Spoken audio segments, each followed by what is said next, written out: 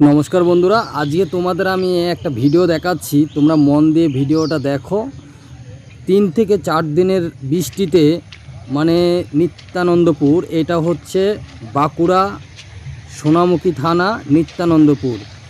আর এই জায়গাটা হচ্ছে তোমার রাঙামাটি আর সুমতিমানা। তো এখানে বন্যার পরিস্থিতি খুবই খারাপ বন্ধুরা। তো 3 থেকে 4 দিন বৃষ্টিতে এমন অবস্থা হয়েছে, দেখো রাস্তার সাইডে এইসব জমিগুলোতে সব ধান ছিল, তো সব ফসল ধান পটল শসা সব নষ্ট হয়ে গেছে। আর দেখো কি ভয়াবহ অবস্থা। তবে জল এখন পুরোপুরি বাড়ছে, জল কমার কোনো লক্ষণ নেই বন্ধুরা। তো আমি তোমাদের ঘুরে ঘুরে দেখাচ্ছি, তোমরা দেখো বন্ধুরা ভিডিওটা। খুবই মন খারাপ লাগবে। দেখো এই রাস্তা থেকে পুরো রাস্তাটা ভেঙে গেছে, লোকজন যেতে পারছে না। আর ওই সাইডটায় গ্রাম আছে, তো মাঝখানটায় দেখো কিভাবে ভেঙে গেছে। আর জলের স্পিডটা দেখো বন্ধুরা। তো এবার আমি তোমাদের দেখাবো আরেকটা জায়গা, যেটা হচ্ছে দামোদর নদী। তো এই দামোদর নদীর অবস্থা দেখো বন্ধুরা, কত জল। পুরো এই মাথা থেকে ও মাথার জলে থই থই করছে। তো দেখো, আর যে জলটা আসছে ওটা উপরের দিকে হচ্ছে দুর্গাপুর ব্যারেজ। ওখানে হচ্ছে গেট আছে দুর্গাপুর ব্যারেজের। আর আমি তোমাদের জুম করে দেখাচ্ছি, দেখো এখানে একটা গেট আছে, তো গেটটা দেখা যাচ্ছে না, হোয়াইট কালার। তো যাই হোক, কী অবস্থা দেখো, আর জলে থই থই করছে, দেখো কি অবস্থা। তো যাই হোক বন্ধুরা, মানুষের অনেক কষ্ট হচ্ছে। তো তোমাদের আমি দেখাচ্ছি, দেখো জলের স্পিডটা দেখো বন্ধুরা, কতটা স্পিড জলের।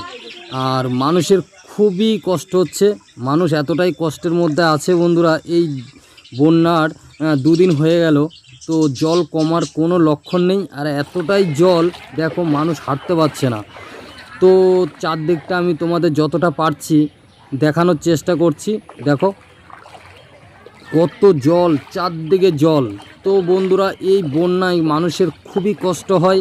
আর বিশেষ করে যাদের এই ধান চাষ, শসা, বাঁধাকপি, ফুলকপি, বিশেষ করে সবজি, মানুষের অনেক ক্ষতি হয়ে যায়, মানে পুরোটাই ক্ষতি। এবার চাষিদের পুরোপুরি ক্ষতি। তো এই জায়গাটা হচ্ছে সোনামুখী থানা সুমতিমানা, এই জায়গাটা যেখানে বন্যাটা হয়েছে বন্ধুরা। তো দেখো চারদিকে জলে থই থই করছে। আর এই যে রাস্তাটা তোমাদের দেখিয়েছি, দেখো ওই পাশে কিছু মানুষ দাঁড়িয়ে আছে, তারা আসতে পারছে না। এখানটায় পুরোপুরি রাস্তাটা ভেঙে গেছে। আর জলের স্রোতটা দেখো বন্ধুরা, কতটা স্রোত।